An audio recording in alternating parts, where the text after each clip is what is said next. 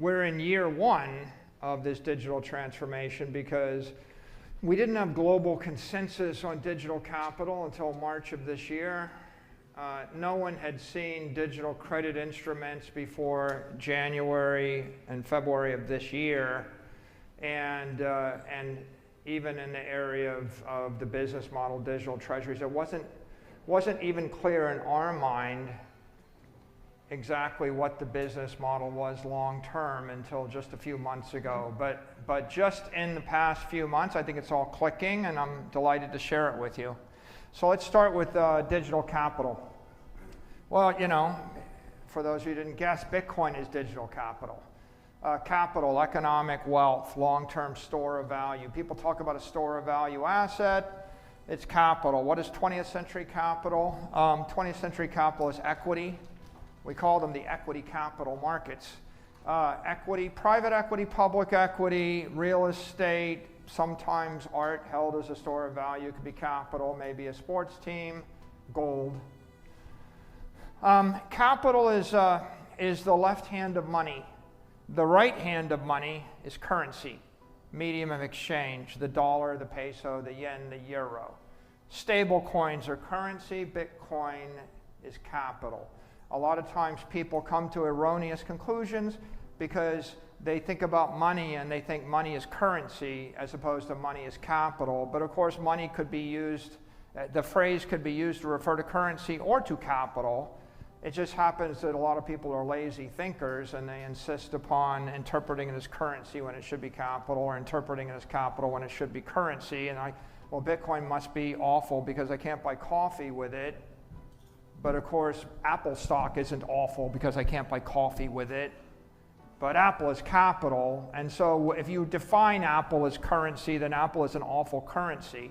And Apple will never be the world reserve currency, and therefore I must not value Apple. But of course, that's stupid. Of course, Apple isn't currency. Apple is capital, just as NVIDIA, just as a sports team is, just as gold is. You know, people never really used gold as a medium of exchange. It's always been backing some credit instrument for thousands of years. So it's a myth to say, oh yeah, we used gold as currency and as a store of value. Generally, you do one or the other.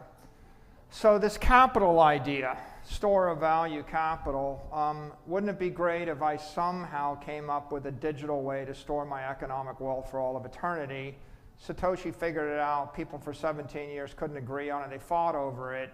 And the battle was decided by this administration after November 5th. On March of this year, David Sachs said, Bitcoin is digital gold. We recognize it as special.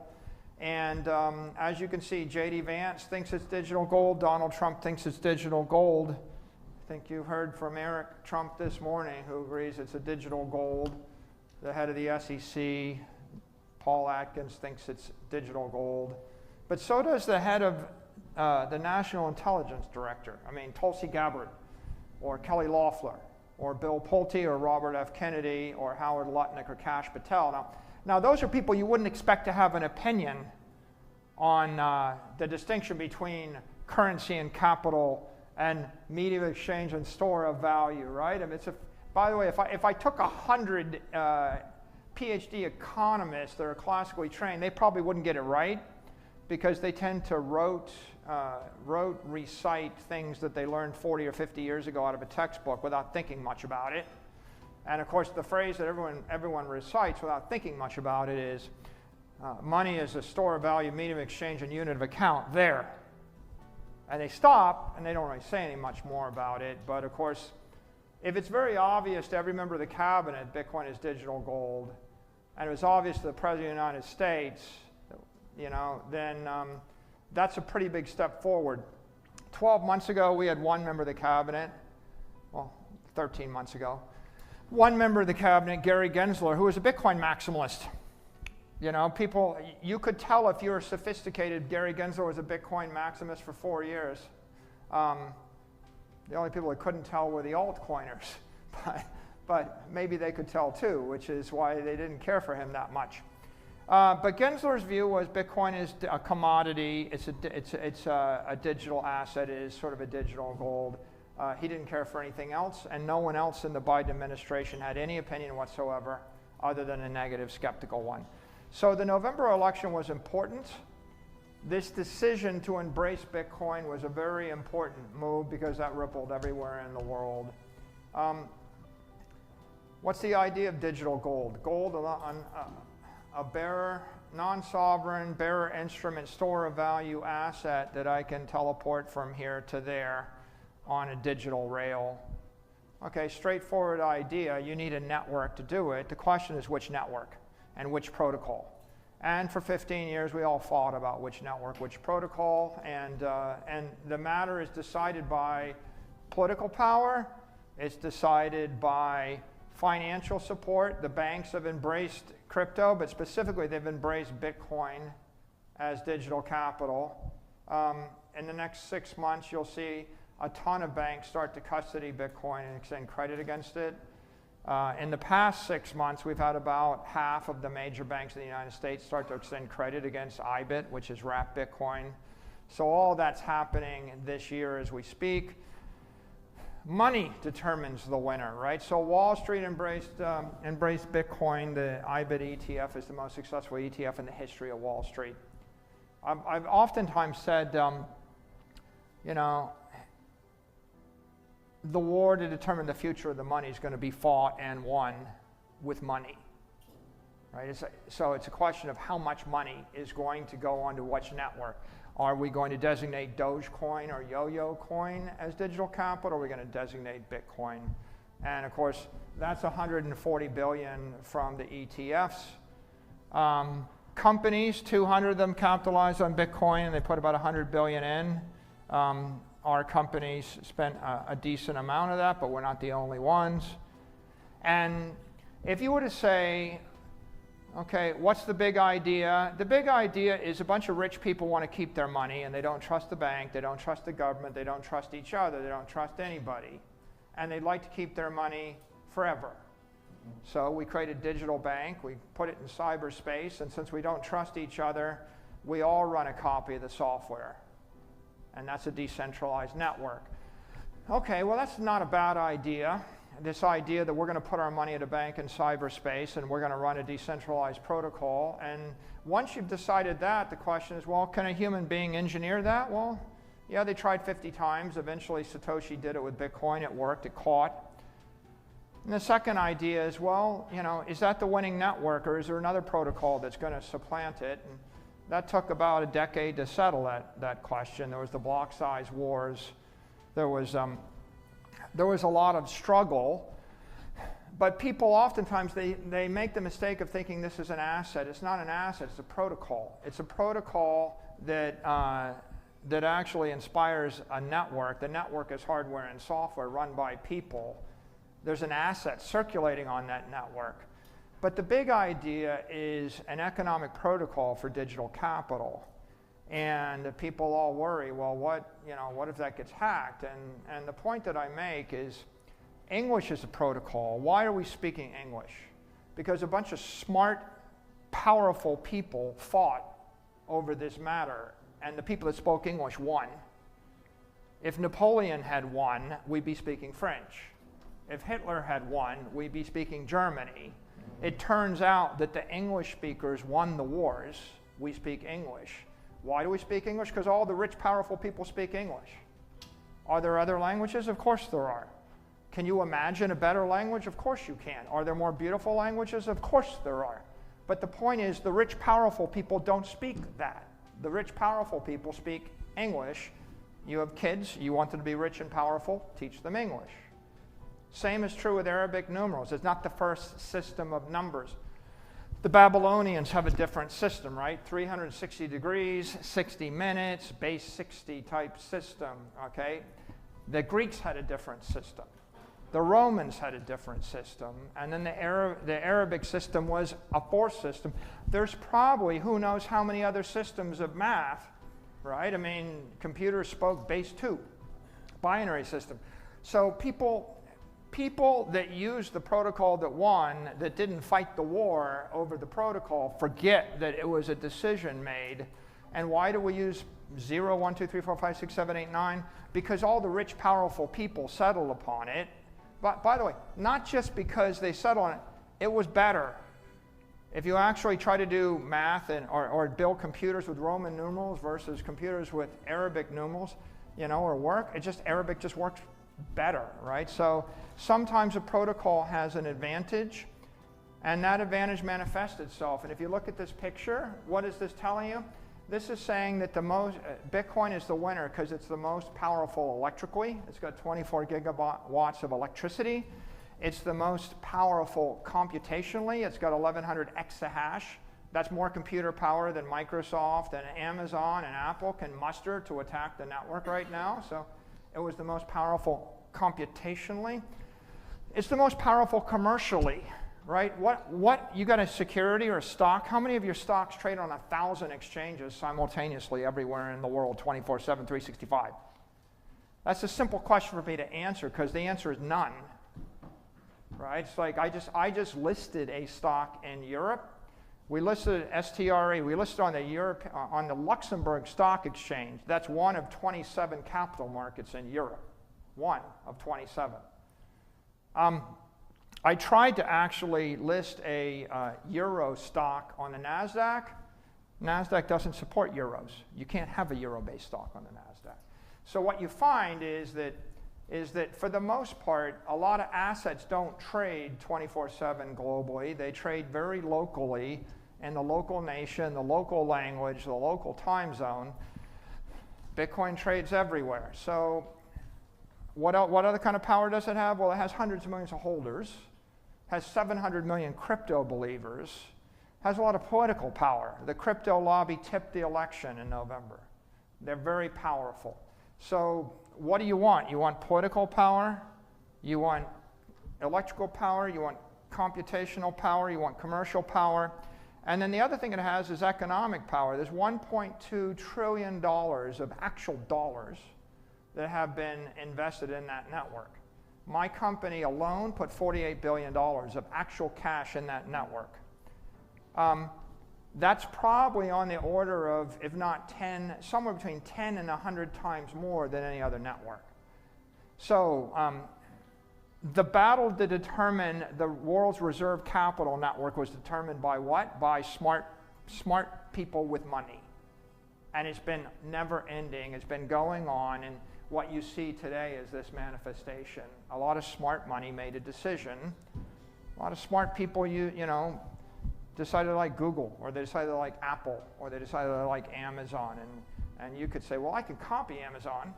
Or my favorite is, well, why New York City? I can create a city. Yeah, you can create a city. It's not that complicated to create a city. You create another city. There's a lot of port cities. There's one New York City because all the smart people with money decided that was the one that was best for a lot of reasons. If you go to San Francisco and you look, you can see that's a pretty good natural port too. Well, what about some other port? Well, the point is all the people with money and power picked that one. That's the network. That wins the war. And so once you understand that, you've got a digital capital network, 21 million coins. There's never going to be more than 21 million coins. Then the question is it better than gold? Yeah, a lot better. How much better? Infinitely better. Gold has an inflation rate of 2%. Bitcoin has an inflation rate of 0%. 2% means you've got a half-life of 36 years for your money, means you live 100 years. 0% means you have a half-life of a billion trillion infinite years, which means you're going to live infinity. Okay, one of them is immortal, one of them is immortal, right? You're godlike or you're just a person, right? When someone tells you 2% inflation doesn't matter, it matters. It's like, I'm gonna build a machine and I'm gonna remove 2% of the energy every cycle on the machine. Does it matter? Of course it matters, right? Every engineer knows you can't have 2% friction on every turn of the wheel, and yet that's what 2% inflation is. So gold is metallic capital. Bitcoin is digital capital. Digital capital is this idea that I think I just like to keep my money forever. Right? What's the product? 1/21 millionth of all the money in the world forever. That's the product. Okay, good product. Can you design it? Yeah, but but is that the winning protocol? Well, I think so. It beat everybody else. Why? Because there needs to be a winner. There needs to be, I mean, because you're smart, and if you got 100 families with $1 billion each and they want to keep their money and their choice is pick a winner or lose all their money, the Schelling point is, why don't we just pick the winner? We'll all use the winning network and we get to keep our money. What's the alternative? We lose our money. We go poor, right? So it's not a complicated idea. The game theory is pretty straightforward. The world's full of people that would like to keep their money. And who do they trust? They don't trust the French. They don't trust the Brits. They don't trust the Italians. They don't trust the Germans. They don't trust anybody in the Middle East. They don't trust anybody in Africa. They don't trust any South American company. They don't trust the Canadians. They don't trust the Australians. The Chinese don't trust the Chinese. It's illegal to take money out of China. Wonder why? Because everybody wants to do it. Okay? The Europeans don't trust the euro. They want the dollar. All the billionaire families I know live in Stade. All the billionaires I know that have a villa in France, they have an apartment in Monaco. Why? Think hard about it. Okay, so who are you going to trust? Right? This is a tricky thing. Generally, the view of the world is everybody wants to move themselves and their money to the safest network, the most secure network. So where is that? That's the United States. I want United States property. I want my kids to have United States citizenship. I want to use the US dollar. I want US equities. But the problem is, the United States is not always welcoming to foreigners. Right? Certainly the Russian oligarchs don't get to move here. Right? The world is full of people that they would love to have economic security in the U.S. But then again, maybe your life is in Europe, or your life is in Brazil, and maybe your life is in Mexico. I live in Miami Beach, and I look across Indian Creek, and I see like these big condos, and they're like 95% empty. It's all the Latin Americans. They come, they buy a condo, they keep it. That's where they, that was their Bitcoin. They were like putting their property into a piece of foreign real estate, and then their daughters get pregnant and they send them to Miami to have the child so their kid has citizenship. Whether it's Venezuelan or Mexican or Brazilian or whatever, and it's not irrational, it's very rational. You can see it going on. But what does Bitcoin represent? It represents the most secure property network in the world for people that don't get to move their person or their money to the United States. And by the way, if you live in the United States, there's this blue state, red state thing, and a lot of people worry in the blue state that maybe their property is not so secure, and they move to the red state. So that's what's driving immigration into Florida right now. So that's the first big idea, digital capital. The second big idea, digital treasuries, the Treasury company. What happens if you capitalize on digital capital? So we capitalized on Bitcoin. We bought it about 87 times. I want you to understand what we're doing. Bitcoin, I believe Bitcoin's going up 30% a year for the next 20 years. It's been going up 50% for the last 5 years. It was going up 80% for 8 years. Okay, so 30% represents a deceleration from 50% all the way down to 20 or 15% over 20 years. Every time we buy it, we're buying a digital monopoly, the world's dominant digital monetary network, growing 30% a year at 1 times revenue. Okay, ask any CEO, if you could buy a monopoly growing 30% a year for the next 20 years at 1 times revenue, would you do it? And the answer is, of course you would. I mean, everyone would kill to be able to buy a company growing 30% a year at 1 times revenue. Okay, well, we just did the same roll up 87 times. We're just rolling up the digital monopoly on money. And of course, once you've done it once, you're like, well, what's the risk? Well, the risk is you're wrong on Bitcoin. If I'm wrong on Bitcoin, that's the risk, right? The existential risk is Bitcoin. It's like, I bet on New York City. Well, what if Bitcoin sinks beneath the waves? I'm going to lose my bet. The risk is thermonuclear warhead goes off in New York Harbor, and my real estate is not that valuable, or it sinks underneath the waves. The risk here is Bitcoin fails. So let's say you assume that risk. So what is the incremental risk on transactions 2 through 87? Nothing. So in fact, the risk-free rate for us is 30%. Once you've assumed the existential risk of capitalizing on Bitcoin, then you're basically buying something at 1 times revenue growing 30% a year with no additional risk. It's the same risk. Okay?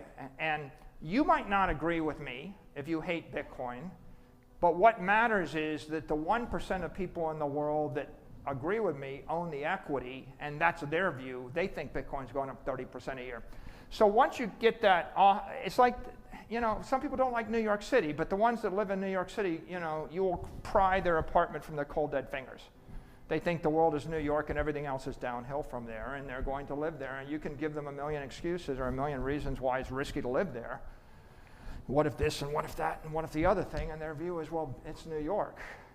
You don't get it. It's New York, right? So in this particular case, you buy into the risk of Bitcoin. Now you do 87 acquisitions, and we ended up acquiring 649,000 Bitcoin, about 3.1% of the network. It's not unlike buying 3.1% of the real estate in New York City. It's just big REIT, right? We decided we believed in, you know, Howard Hughes bought up a lot more of Vegas, right? He came into Vegas, he bought up all of Vegas, right? Summerlin, all the Strip, made insane amounts of money because he believed in Vegas. So you just buy up the real estate underlying the thing you believe in. We're about the 5th largest treasury in the S&P 500. What's the big idea here? The only company on this list that actually keeps their capital is Berkshire Hathaway.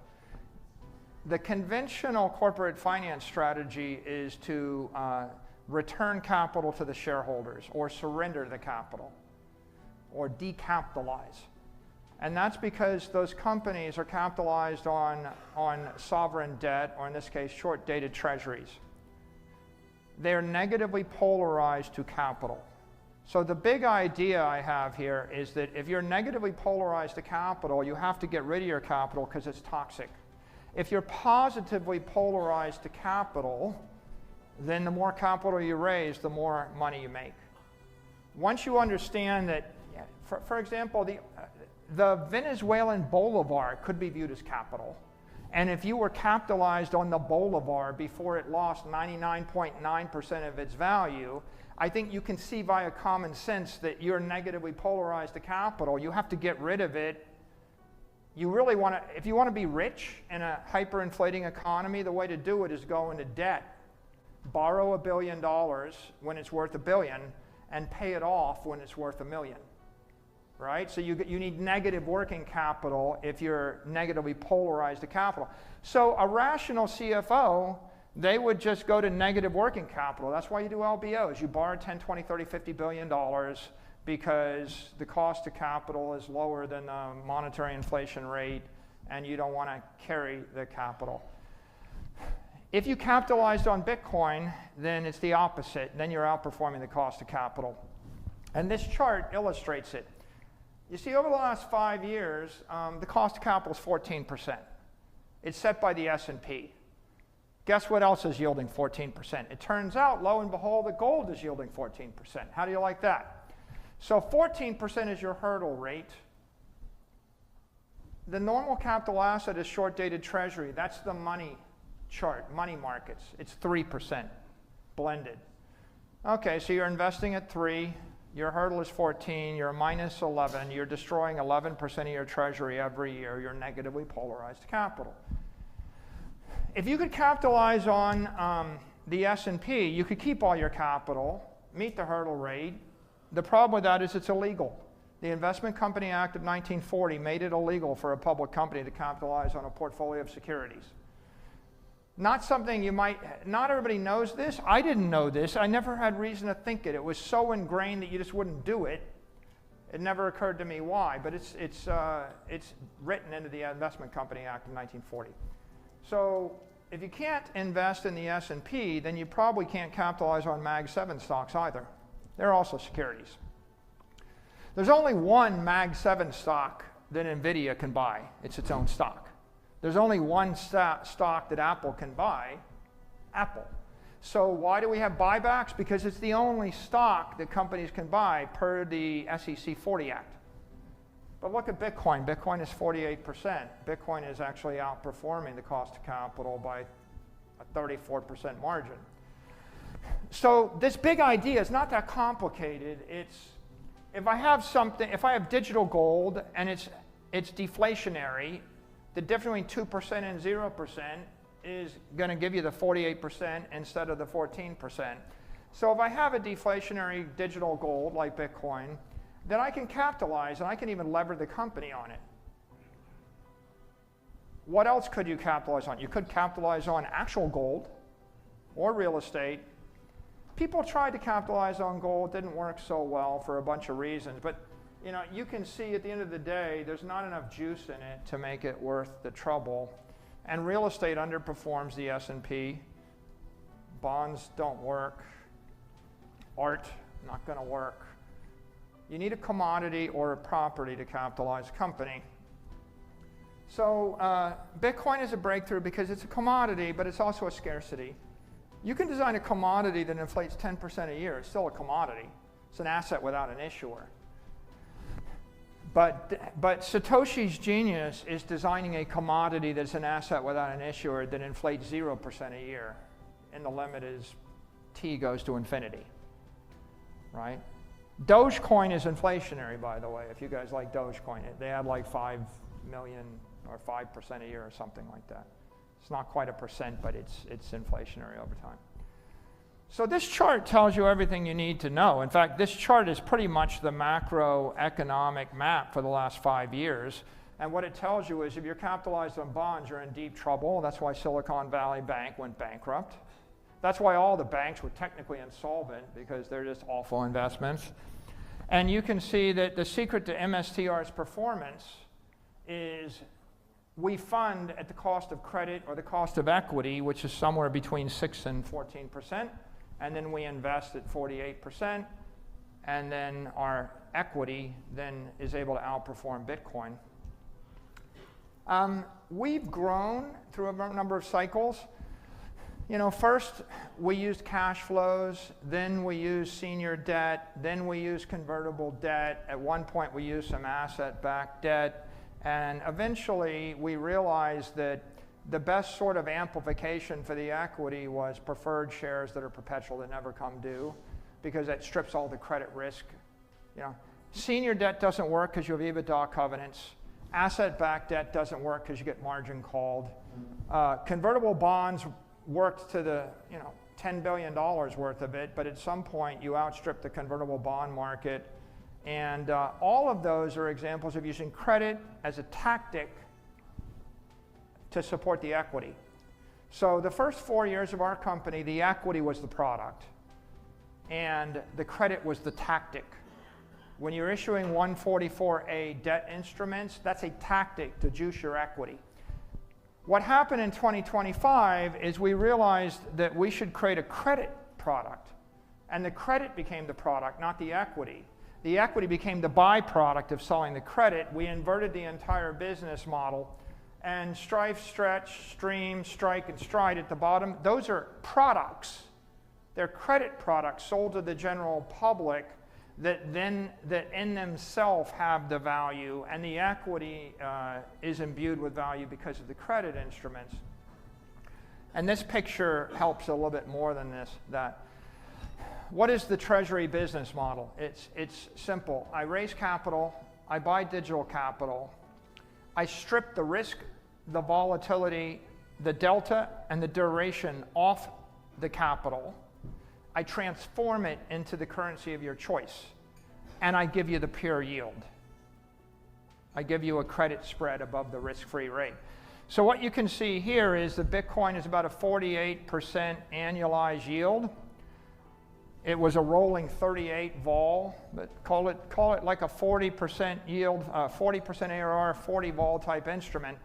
If you walk down the street and you ask the average person, do you want to put your life savings into that instrument? The answer is generally no.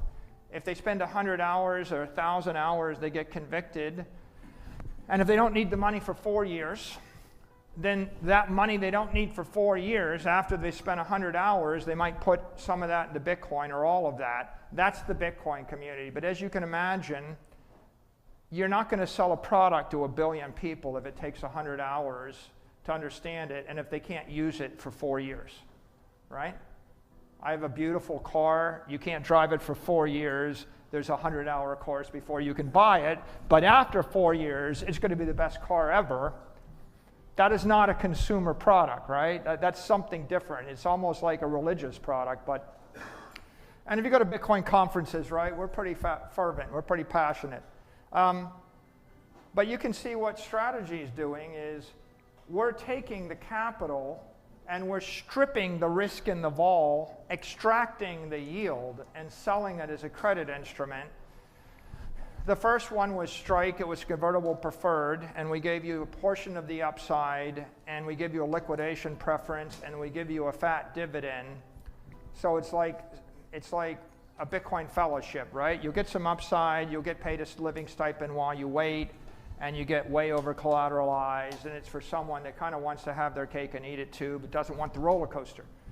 And so we did that, and that was $1 billion idea. And then we did Strife, STRF, and that was 10% dividend at par, and that was, I'm just going to pay you 10% forever.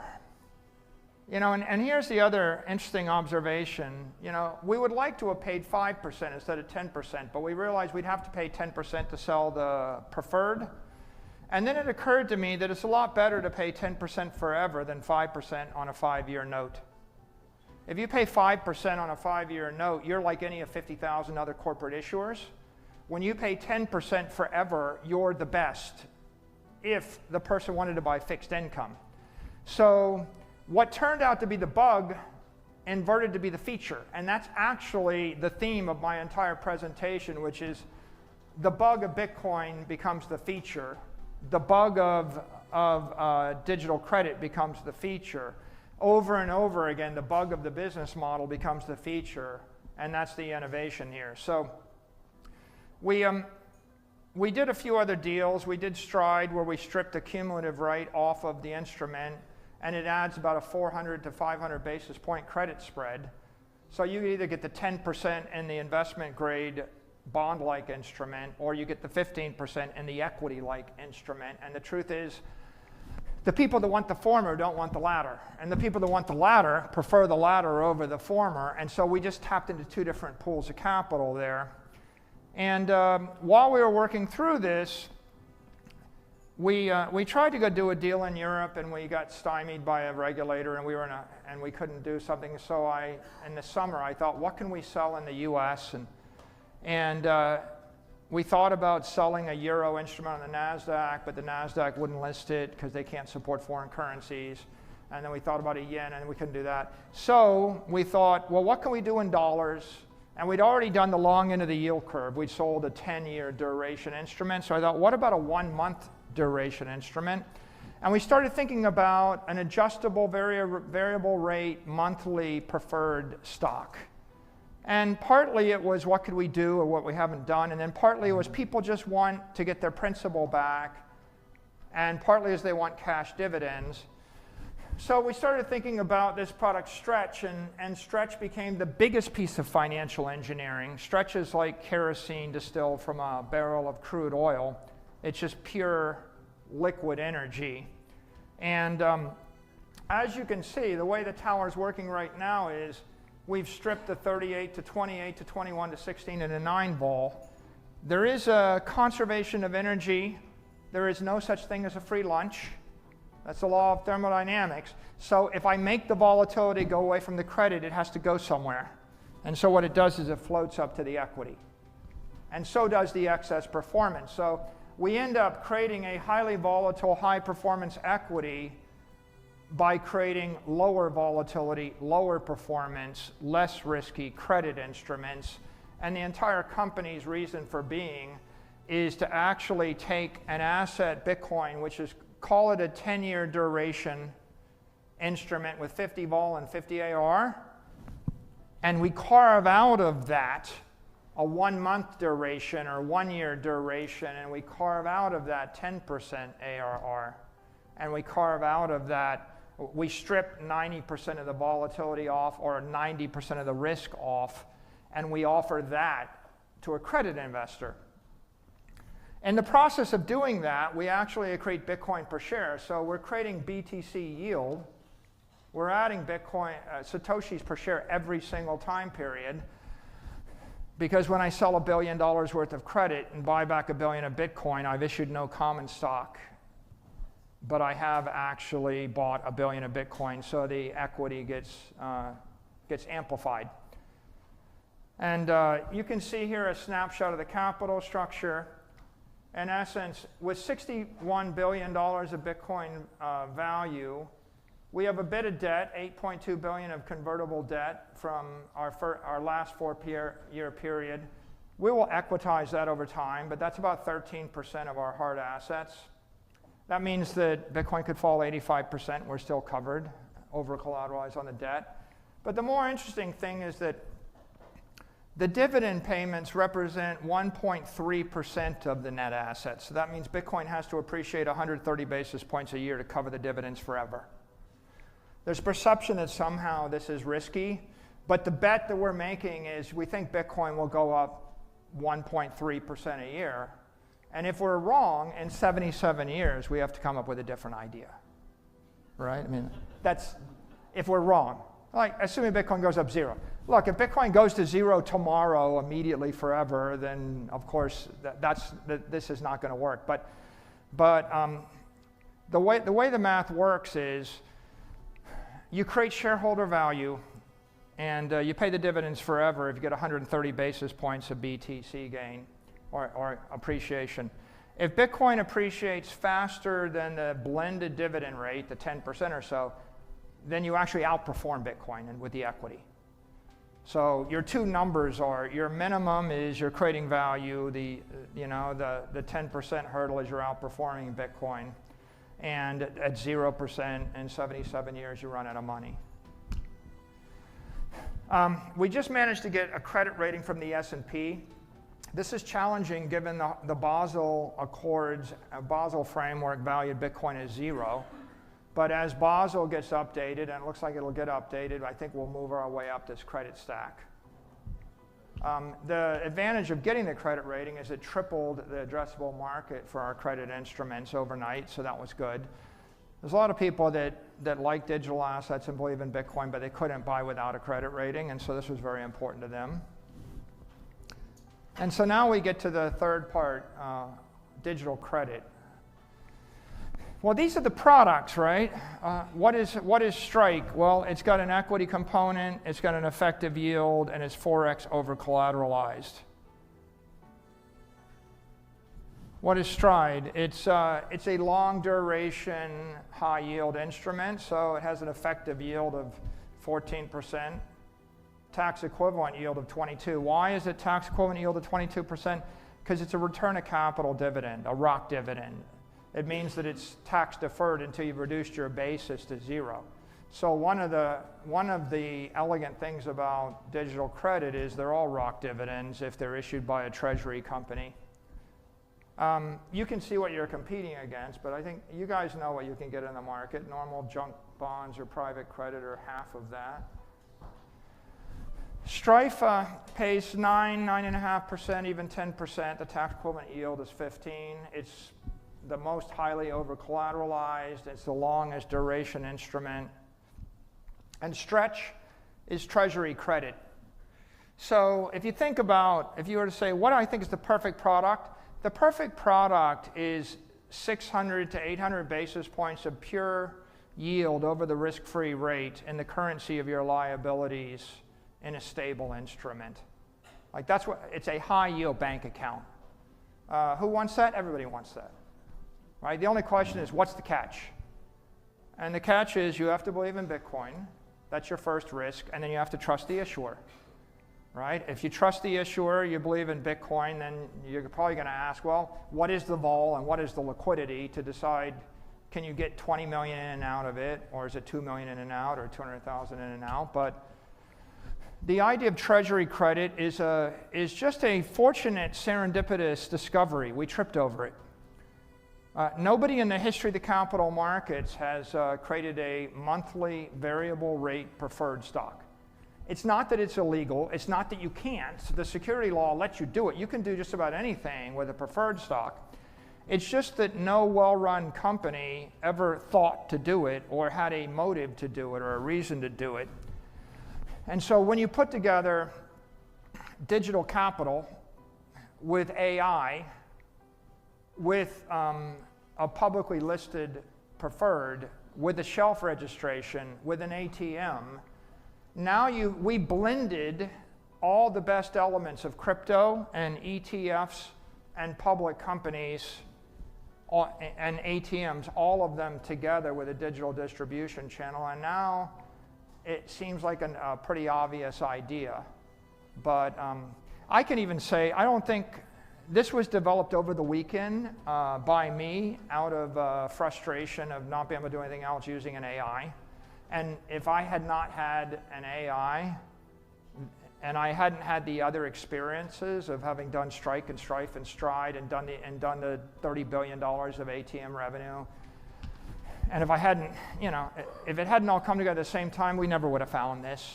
So it's a simple thing to do in the year 2025 with all the right technology, but in the year 2022 or 2019, it would never happen.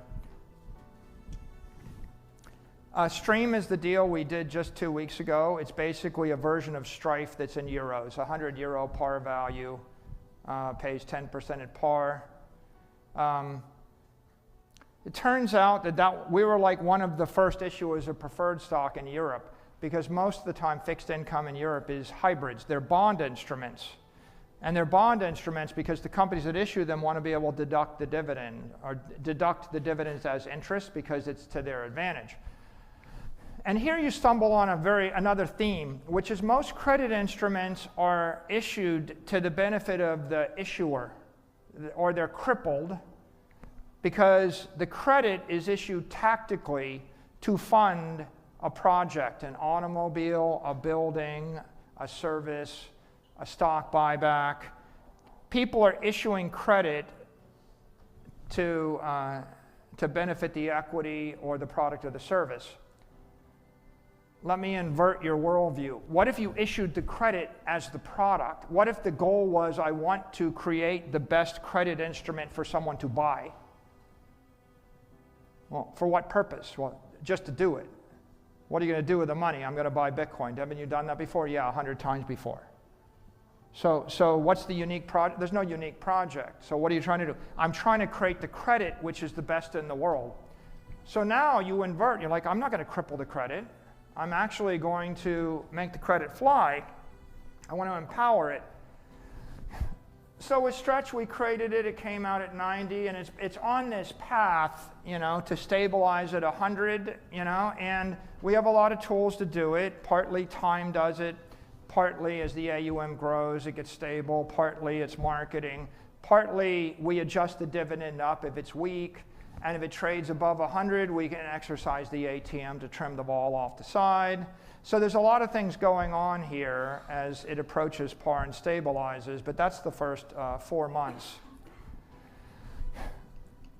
So this is our digital credit line, and what you can see is we kind of went from a $0 business to $7.6 billion business in 10 months.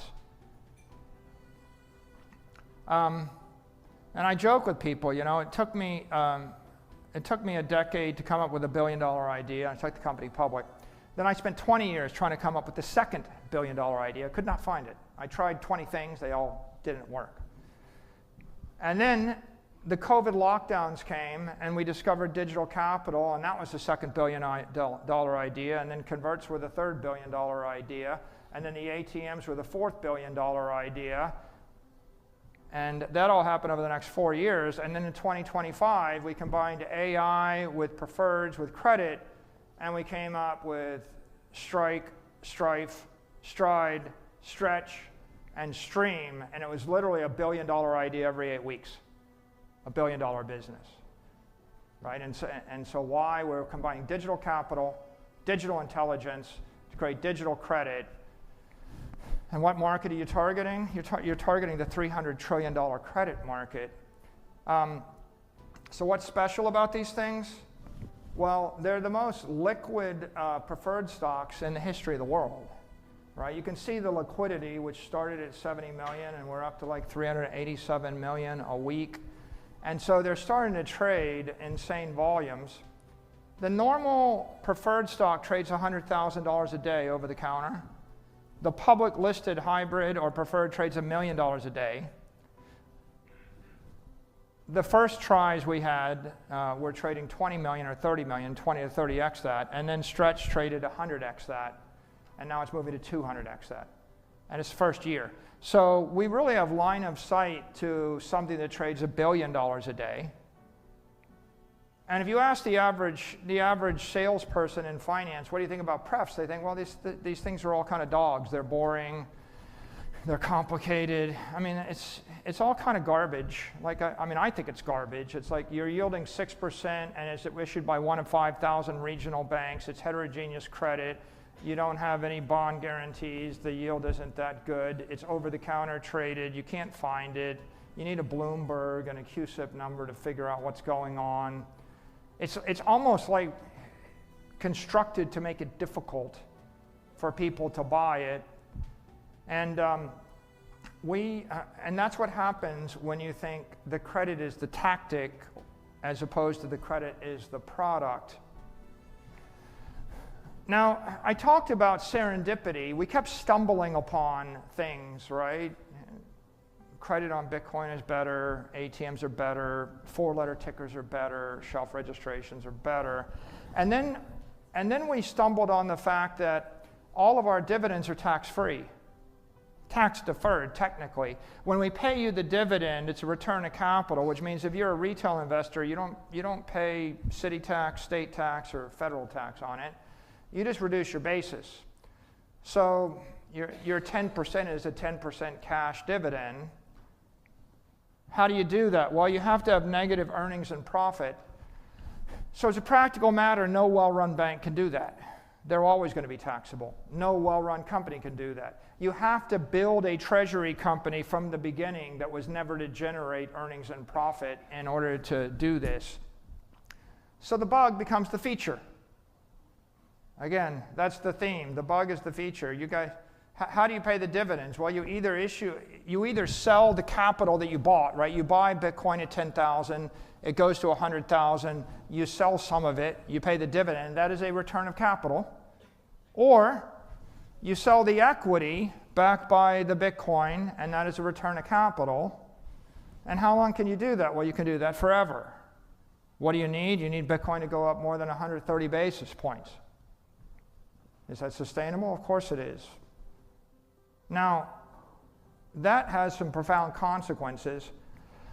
The first is now you've got a path to amplify your equity, right? If you just start selling, if you have 60 billion of Bitcoin, you sell $6 billion of credit, you've generated 10% yield and you've generated an amplification and you end up accreting Bitcoin per share. So you just sell the credit in order to outperform Bitcoin. It's a pretty straightforward thing. But I don't really want to talk about the equity so much. The equity used to be the product, now the credit is the product. I think the most interesting thing is digital credit. So let's talk a little bit about the theory of digital credit. Well, digital credit is built on Bitcoin. That's an appreciating asset. Mortgage-backed credit is built on someone's house. It's a depreciating house, or commercial credit, or it's backed by products and services of a company. So a lot of collateral is depreciating, but Bitcoin is appreciating. When you're holding $1 billion of mortgage-backed securities, that you're backed by 8,000 loans, it's heterogeneous, it's opaque, it's discrete. When you're holding $1 billion of Bitcoin credit, it's backed by Bitcoin. It's transparent, it's homogeneous, it's continuous. On our website, we have our credit model. We update it every 15 seconds. You can go to the credit tab. You can type in the volatility forecast. You can type in your AIR. You can it loads with the current vol, the current price of Bitcoin every 15 seconds. But you can type in your own assumptions, and it'll spit out the credit spreads, the risk, etc.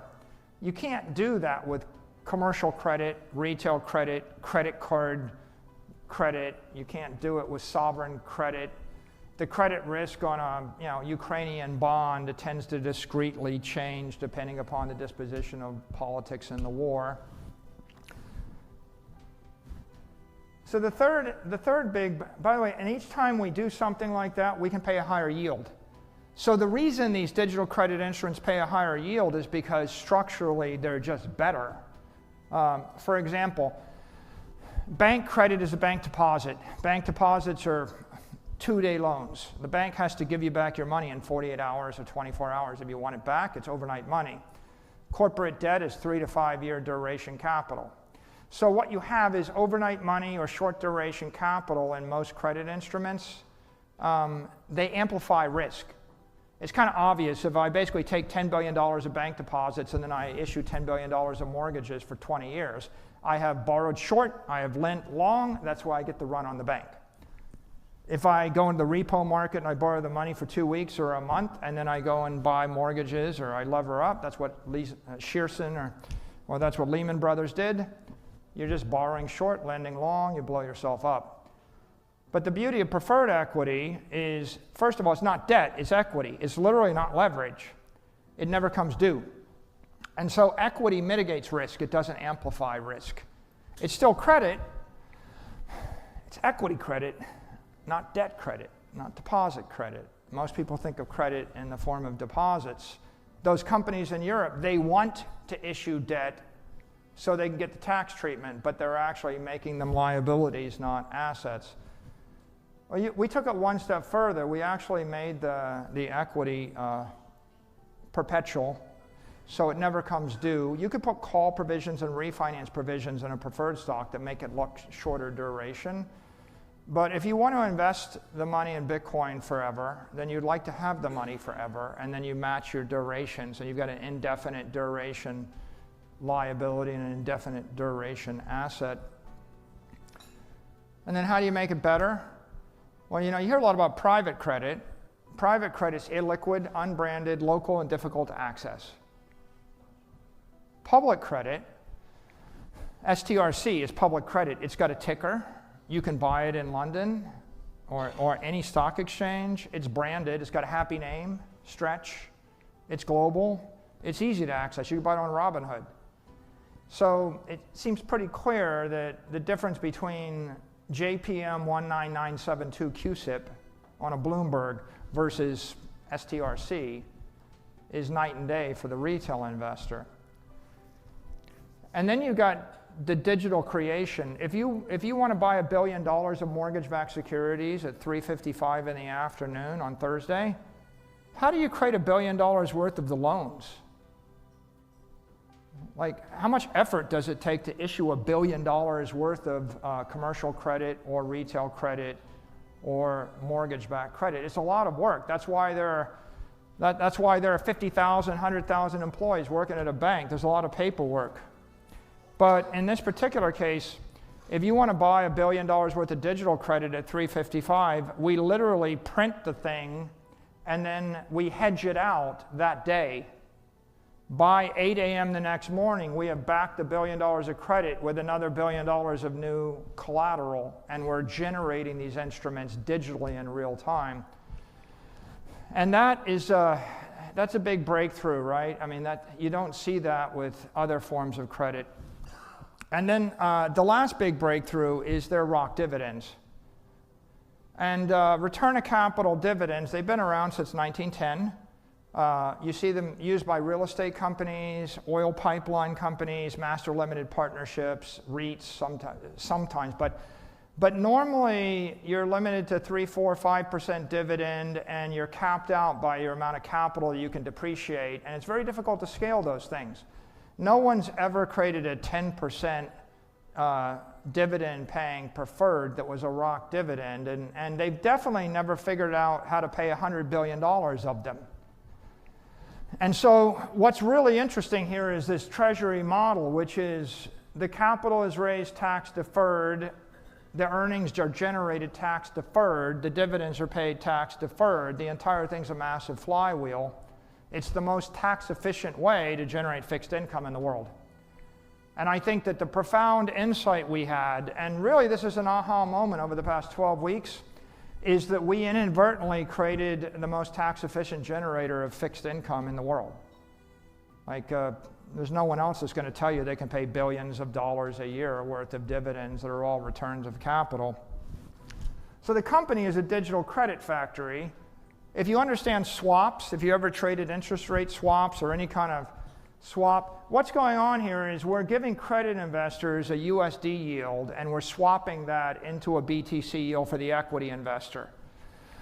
The equity people want to outperform Bitcoin, the credit investor wants to outperform the money market. And so how do you do that scalably with no credit risk? You need to do it with a perpetual preferred equity publicly listed. Right? There are other ways to create that swap, but if it's not publicly listed, you have redemption risk, you have all sorts of other scalable problems. And so we figured out a way to create scalable swaps, and we can do it in US dollars, we can do it in euros, we could do it in any currency in theory. It just happens probably the most important ones are the top ones. You can quantify the value of return of capital dividends. You know, if you're holding the instrument for 10 years and you're a retail investor, you get 64% more money if you're using ROC dividends or receiving them than if you're a taxpayer in California, for example, owning a money market. And so if we boil down the opportunities, this is a snapshot of stretch yield versus other credit instruments in the US market. And you can see what's going on here is we're paying 2.5 times as much as a money market, but we're paying 4 times as much on a tax equivalent basis if you're a Florida resident. If you're a New York resident, it turns out that we're paying 5 times as much, right? If you live in New York City, it's like a bank account that yields 22%. If you live in San Francisco, like 21%. So you can see the competitor is the money market. The money market has one advantage: it's very low volatility and it's well distributed. And what we're offering is something which is just 4 times better if you can get over the risk. This is what Stream looks like in Europe. There, the 10-year rate is 260 basis points. We're paying 12.5. The money markets pay 1.5% taxable. Tax equivalent yield there is nearly 20%. And now that's what it looks like to someone in Vienna. Think about that, a bank account that pays you 27.8% in Vienna versus what the bank actually pays, which is nothing. So this is new, but you look at it, you're like, well, what's the catch? It's like, do you trust Bitcoin? Do you trust the issuer? Right? Where you can see we're on an evangelical campaign. We need to preach the merits of digital credit. If you look across all those credit instruments, what you can see is they're all twice as good as private credit. They're like 4 times or 5 times as good as money markets. They're 10 times as good as European money markets. Right? What's the monetary revolution? It's why don't we give 1 billion people a bank account that pays 10% tax deferred, right? It doesn't take 100 hours to figure that out. And here's a snapshot of currencies in the world. You see the US has actually got the highest risk-free rate. But look at Singapore, 140 basis points. Japan, 50 basis points. So what's the travesty? The travesty is somebody in Japan's collecting nothing on their life savings, and they could be collecting 10%. Right? That's the travesty. So all told, when you put these together, like, if what you want is enhanced exposure to digital capital and digital credit, and you're an equity investor and you can handle long time frames and a lot of volatility, you would buy our equity. If you don't trust anybody and you want to just invest in digital capital with no counterparty risk, just buy Bitcoin. If you want a blend of both, you buy the convert. If you want maximum cash flows, you buy that high yield junior instrument.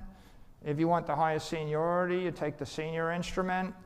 And if you just want stability and you want a high yield bank account, you buy the Treasury instrument. And if you don't know what you want stretch, right? If you don't know what you want, this is 15 seconds. That's the offer, that's the product. I've spent the last 5 years giving hundreds of hours of talks about Bitcoin. Trust me, it takes a long time to get Bitcoin. But again, Bitcoin is the perfect product as long as you don't need to use it for 4 years. And this is the product for someone that needs their money back in 4 weeks, that has a short attention span. And at this point, you know, where Stretch is 1 basis point, 1% of 1% of the Treasury market in the US. So if we can be 1%, it could be 100 times as big. It could be a $300 billion AUM if we just get to 1% of the Treasury market. And that is the campaign. So with that, I want to thank you all for your time and your attention. I appreciate it.